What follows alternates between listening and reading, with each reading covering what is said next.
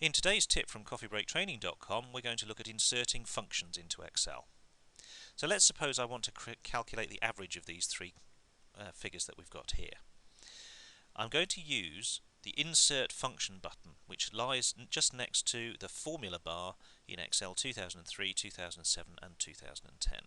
And if I hit the Insert Function button, I get a dialog box. It says type a brief description of what you want to do and click Go. So I type average and hit Go, and I get a list of functions that match that search criteria. And if I click on one of them, I get descriptions as to what they do. So, for example, this one finds the average for cells specified by a given condition. The first one is the one that I actually want, which returns the average, the arithmetic mean, of its arguments. Now, when you see this word arguments, it just means stuff in brackets, which can be numbers or names, blah blah blah. So there we are, the average. If I need more help on the function, I can hit the help link, and that will open up Excel help and loads the help up for me. I'm just going to close that because I don't really want to look at the help. I can, if I want to, browse by category so I can see all the different types of functions if I happen to know what sort of function it is that I want. But anyway, once I've chosen the function that I want, which is average, and hit OK, I now get a dialog box in which I can put the stuff in the brackets, and you can see what's happened. Excel has actually already guessed that I want A1 to A3. But if this isn't right, what I can do is simply select the cells that I do want. Now, you can do that either by just selecting the cells, and you can see it's now put in A1 to A4, which of course is wrong.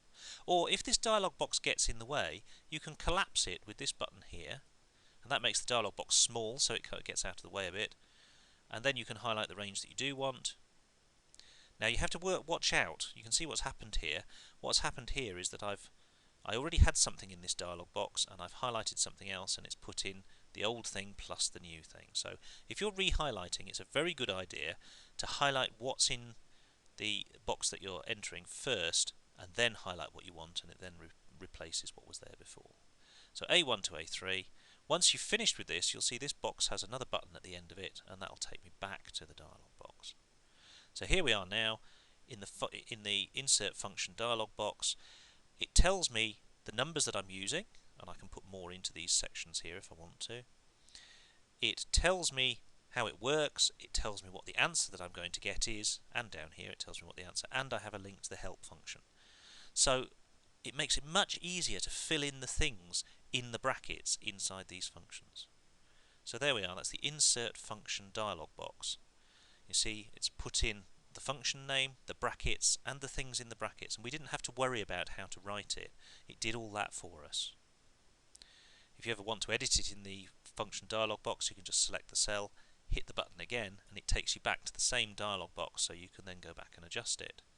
So for example, I might decide that I only want A2 and A3, so I'll collapse that, A2 and A3, just move it over so you can see it, expand it back again, and hit OK.